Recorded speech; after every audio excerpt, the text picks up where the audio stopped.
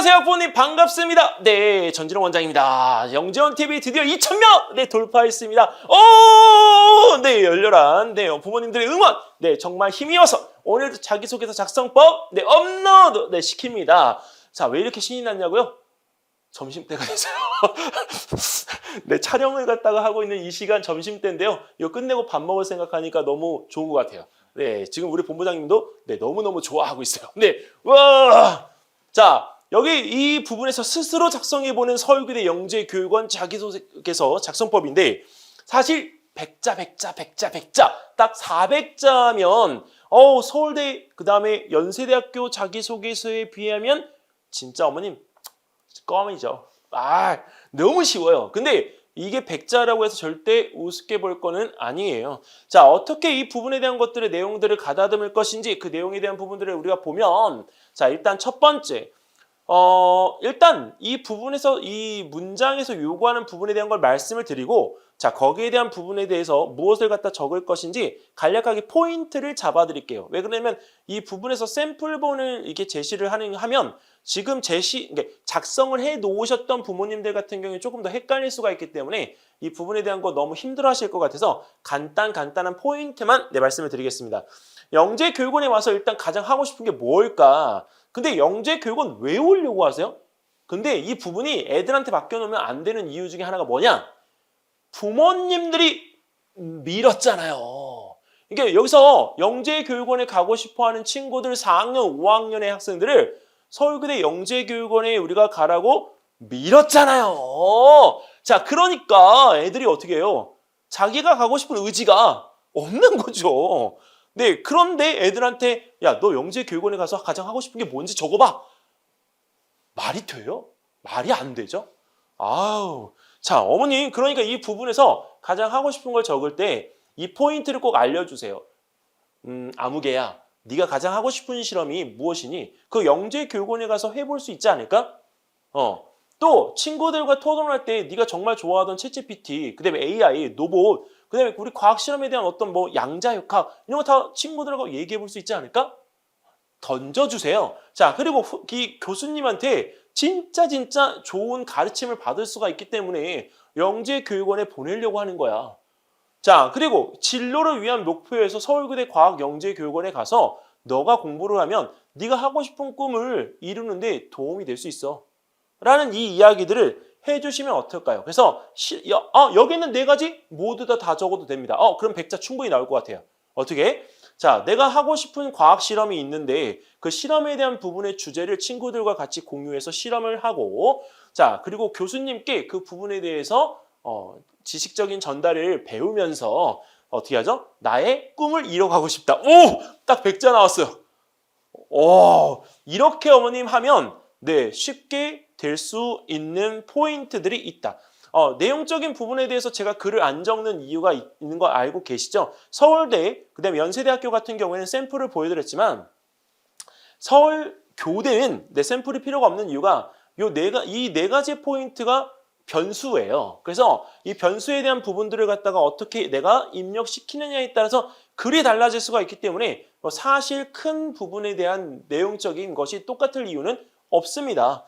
자, 그리고 두 번째는 이제 학교에서 가장 힘들게 하거나 그 다음에 우리가 싫은 것. 근데 이 이야기는 합격자 자기소개서에서 한 100%는 아니고 70%에서 80% 정도 되어지는 내용 중에 하나가 학교에서 배우는 내용이 너무 지루하다는 거예요. 네, 근데 그거는 선행학습이 정말 많이 되어 있기 때문에 그러는 거거든요. 하지만 그 선행학습이 많이 되어져 있는 부분에서 이 티를 냈지만 내 스스로가 그래도 수업에 몰입도를 갖다 높이기 위해서 어떻게 행동하고 있는지에 대한 부분을 꼭 표현해야 합니다.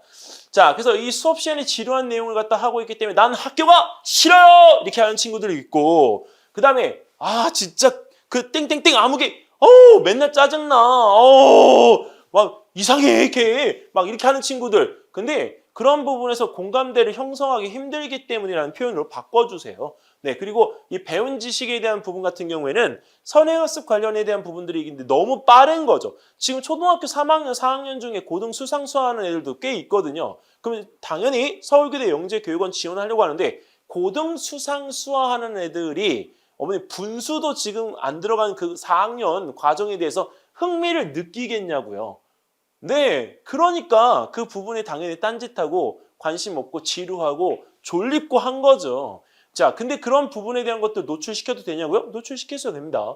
그리고 그런 부분에서 난이도, 근데 이 선행학습 관련 부분에서는 난이도가 네, 일단 낮기 때문에 자, 그 부분에 대한 지루한 감은 있지만 내 스스로가 수업에 몰입해서 배웠던 내용에 대한 부분을 다시 한번 복습해 나가면서 내 오류가 있는 부분들을 점검하고 있습니다. 이렇게 바꿔야죠. 자, 그래서 선행학습으로 인해 느낄 수 있는 지루함, 어떻게 집중하고 있는가를 거기에 100자 내에 꼭 표기를 해 주시기 바랍니다. 이 부분은 제가 여기 있는 4개의 문항 중에서 제일 중요하다고 보는 문항 중에 하나예요. 자, 그 다음에 파트 3. 자, 30년 후 자신이 무슨 일을 하고 있는지 예상하시오.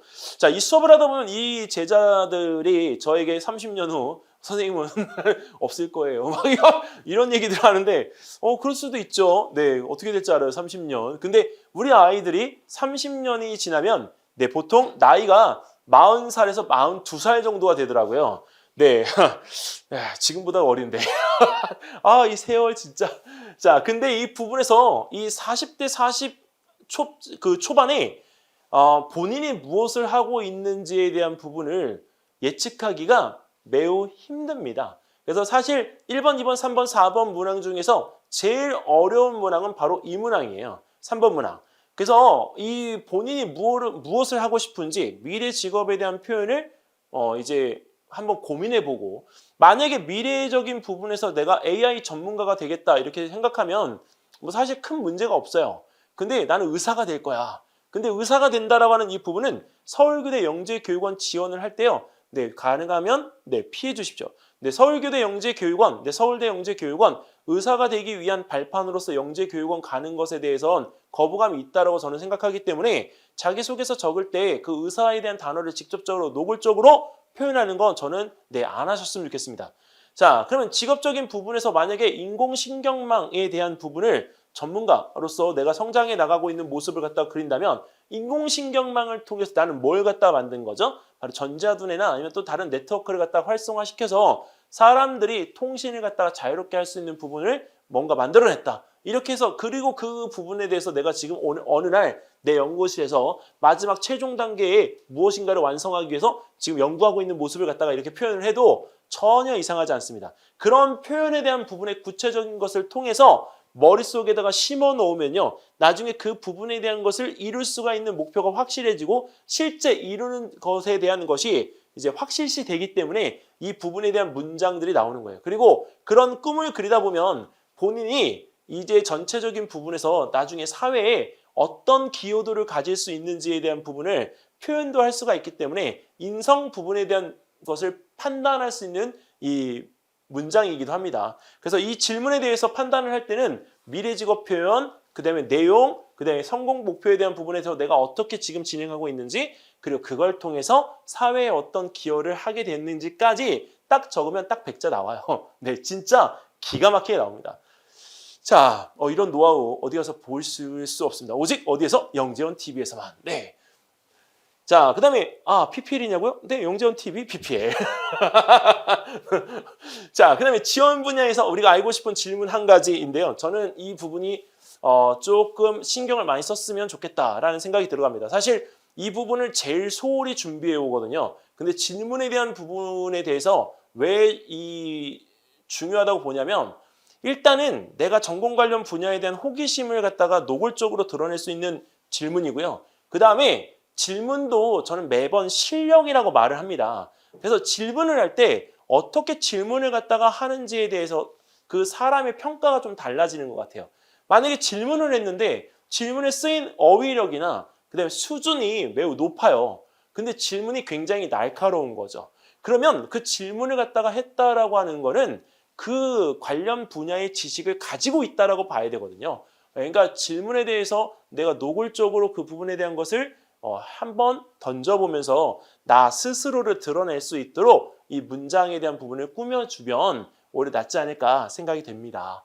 자, 이렇게 해서 서울교대 과학영재교육원 4개의 자기소개서 문항에 대한 부분을 이렇게 좀 써주시면 좋을 것 같습니다. 라는 이야기들을 드렸는데요. 사실 노골적인 내용을 갖다가 이렇게 샘플본으로 보여드려야 되는데 100자의 이 글을 샘플본으로 보여드리면 너무 한계가 더 금방 드러날 것 같아요. 왜냐면 부모님들이 이 100자에 대한 부분을 이렇게 줄여서 쓰는 게 어려우신 게 아니라요. 적은 글을 쓰는 게 어렵기 때문에 내용 채우기가 더 버거운 거예요. 왜? 아이에 대해서 표현을 갖다가 할 게 많은데 그걸 압축적으로 표현하는 부분에 대한 것들을 한 번도 해본 적이 없기 때문이죠. 그런데 당연히 우리 학생들도 느려쓰기는 되지만 그 부분에서 이거를 압축적으로 이렇게 표현을 갖다가 하는 것에 대해서는 익숙치 않은 거예요. 그래서 학생이 가지고 있는 어느 정도의 기본기를 바탕으로 해서 내용에 대한 부분들은 꾸며주시고요. 너무 어른 수준에서 그걸 난도를 높이려고 하지는 말아 주셨으면 좋겠습니다. 이 부분에 서울교대는 앞에 이제 그 창의적 문제 해결력 평가에 대한 부분이 일단 우선순위 되어 있는 거기 때문에 1차 통과되어지고 나서 면접에서 가볍게 이 내용에 대한 부분들을 짚고 넘어갈 거라 너무 의미심장하게 이 자기소개서에 대한 부여를 하지 않도록 신경 써 주시기 바라겠습니다. 자, 소프트웨어 영재교육원은 별도로 과정 영상을 이 자기소개서 작성에 대한 부분의 영상을 따로 찍었으니까 소프트웨어 지원하는 친구들은 그 영상을 참고해서 자기소개서 작성을 완성해 주시면 좋겠습니다. 감사합니다.